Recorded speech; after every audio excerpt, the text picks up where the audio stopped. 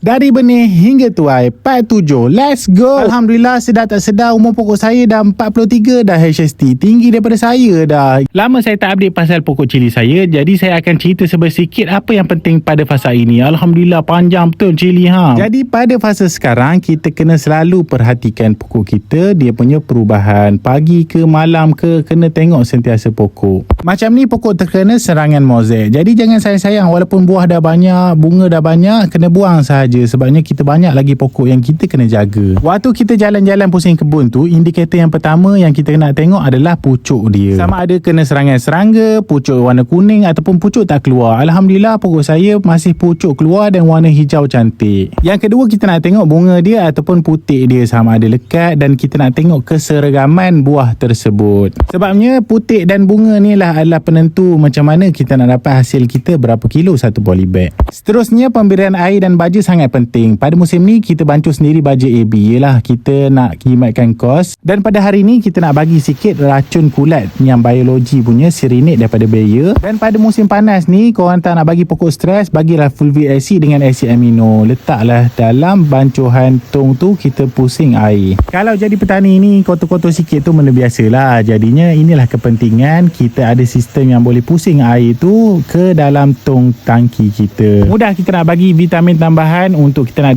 terus ke dalam polybag. Doakan guys, pokok saya terus subur, sihat, mengeluarkan hasil yang banyak untuk teruskan episod. Alhamdulillah guys, jumpa lagi for next video. Siapa nak part seterusnya, cuba komen kat bawah. Bye bye. Assalamualaikum.